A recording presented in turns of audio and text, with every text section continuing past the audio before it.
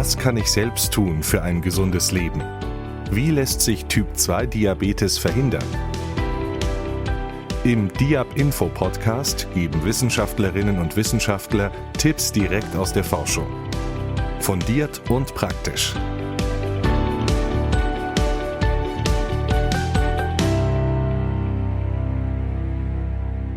Heute geht es um die Frage: Schlechter Schlaf ist ungesund, aber was kann ich tun, um besser zu schlafen?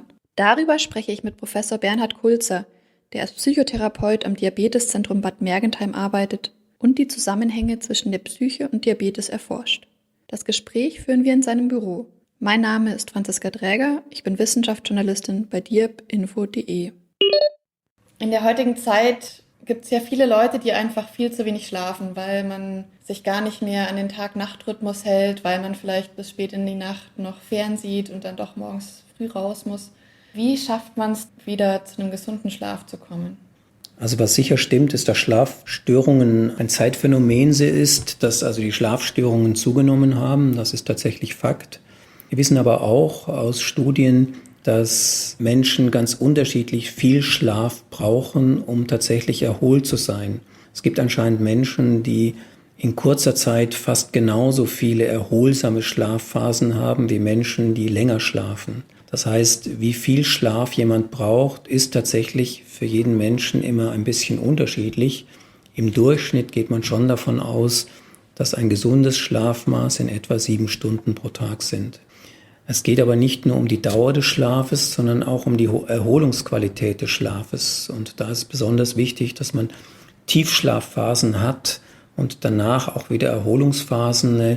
Und diese Phasen, die man auch ein bisschen sehen kann im Schlaflabor, das sind die sogenannten REM-Phasen, wo die Augen so ein bisschen mehr blinzeln. Darum sagt man auch Rapid Eye Movements, ist ein wichtiges Signal dafür, ob der Schlaf erholsam ist oder ob es sehr flache Schlafrhythmen sind, die vielleicht auch immer wieder unterbrochen werden. Das ist dann kein gesunder oder auch erholsamer Schlaf. Jetzt ist ja schlechter Schlaf auch ein Risikofaktor für Diabetes, weil man anscheinend dazu neigt, dann auch mehr zu essen, wenn man weniger schläft. Es ist tatsächlich auch bewiesen, dass ein schlechter Schlafrhythmus das Risiko für den Typ-2-Diabetes erhöht.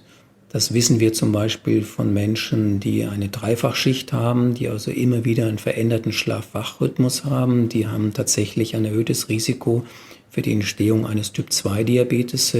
Und gesunder Schlaf ist tatsächlich ein gutes Mittel bei Menschen, die ein sowieso genetisch erhöhtes Risiko haben, an Typ-2-Diabetes zu erkranken, den Typ-2-Diabetes zu vermeiden. Was gibt es denn da für Räder, an denen man drehen kann? Es gibt eine ganze Menge von Möglichkeiten, wie man die sogenannte Schlafhygiene verbessern kann. Und ein guter Tipp davor ist, vorher einen kurzen Spaziergang zu machen, vielleicht kurz vorher noch fernzusehen, Musik zu hören, um letztendlich nochmal sich zu entspannen, auf andere Gedanken zu kommen, sodass man nicht voller negativer Gedanken sich ins Bett legt.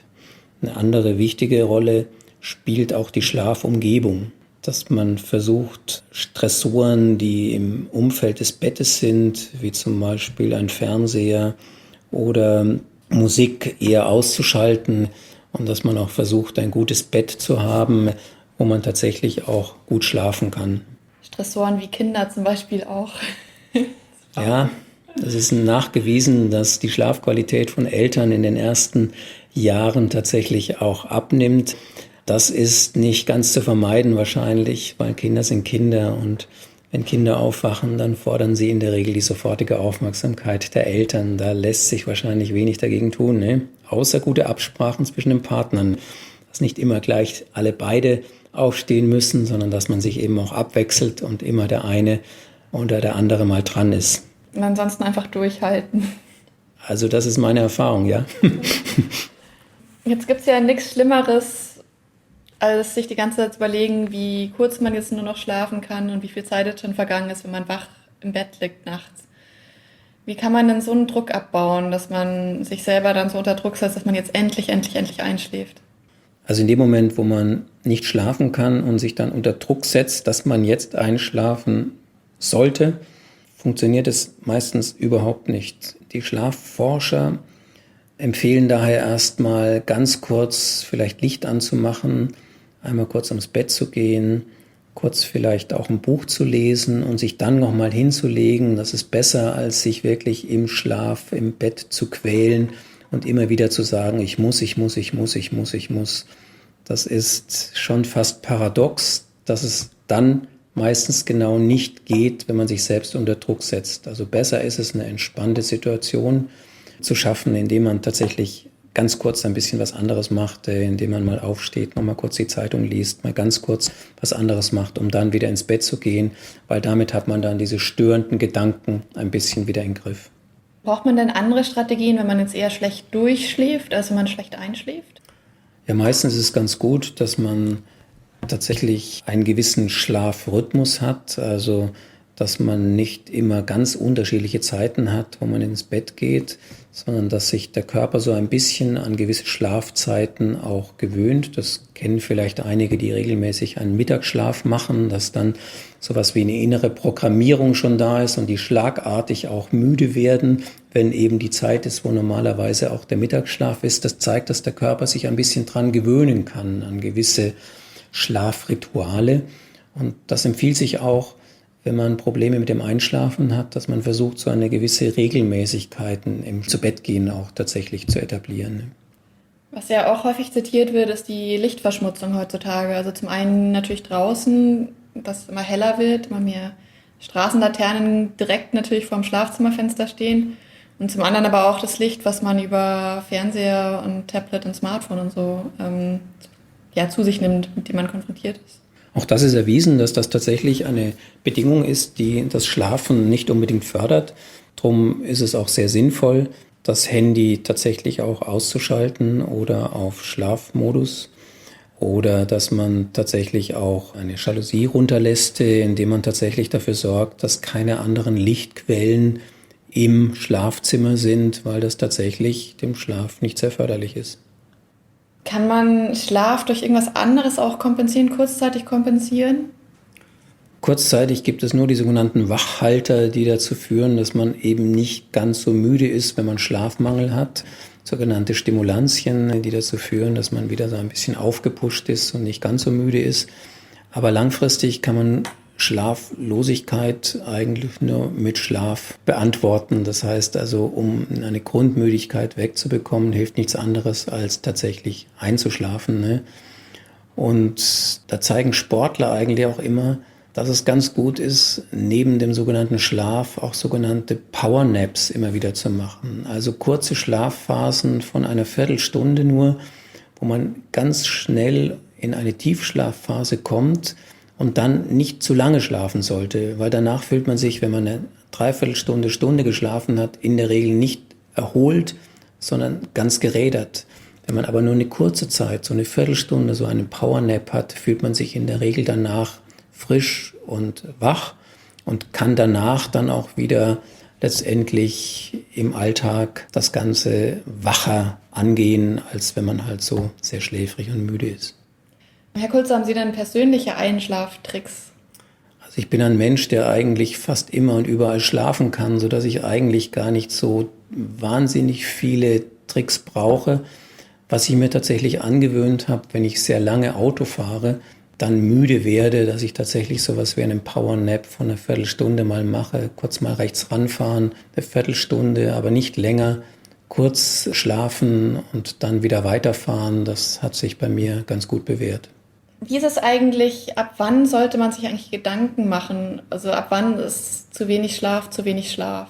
Zu wenig Schlaf ist dann ein Problem, wenn man merkt, dass man müde ist den ganzen Tag, wenn man merkt, dass man nicht so leistungsfähig ist, dass man fahriger ist, dass die Konzentration nachlässt, dann sollte man wirklich überlegen, ob nicht der Schlafmangel tatsächlich die Ursache dafür ist, dass man nicht leistungsfähig ist. Wo kann man sich denn Hilfe holen, wenn man merkt, dass man wirklich ohne schlecht schläft? Also es gibt zum einen eine ganze Menge an Literatur, sogenannte Schlafratgeber, wo man sich informieren kann, was gute oder schlechte Bedingungen sind für einen gesunden Schlaf. Oder auch Hinweise, was man tun kann, wenn man einen gestörten Schlaf hat. Wenn man tatsächlich nachhaltige Schlafprobleme hat, sollte man sich zu einem Arzt begeben, der einem in der Regel dann einen Aufenthalt in einem Schlaflabor empfiehlt, wo man unter standardisierten Bedingungen sich das Schlafmuster des einzelnen Menschen einfach mal anschaut. Besonders wichtig ist das für all die Menschen, die eine sogenannte Schlafapnoe haben, die also tatsächlich immer wieder so kleine Aussetzer haben und tatsächlich fast keine Luft mehr bekommen, weil man weiß, dass diese Personen ein besonders hohes Risiko haben, den Typ-2-Diabetes zu bekommen. Wie merkt man das gerade, wenn man schläft? Meistens merken es die Angehörigen, die manchmal die Luft anhalten, wenn man denkt, jemand atmet gar nicht mehr. Und meistens bekommen das Menschen auch mit, weil sie ganz plötzlich einschlafen, ohne dass sie das richtig mitbekommen. Herr Kulzer, vielen Dank für das Gespräch. Bitte schön. Das Fazit: Schlafstörungen nehmen zu und erhöhen auch das Diabetesrisiko. Um besser zu schlafen, können wir vor dem Zubettgehen noch einen Spaziergang machen. Störende Lichtquellen wie Bildschirme sollten wir früh genug ausschalten. Wer dauerhaft müde ist oder Atemaussetzer im Schlaf hat, sollte sich ärztliche Hilfe suchen.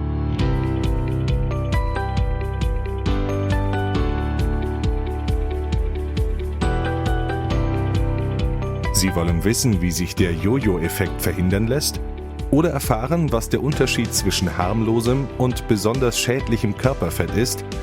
Dann hören Sie doch unsere weiteren Folgen auf www.diabinfo.de.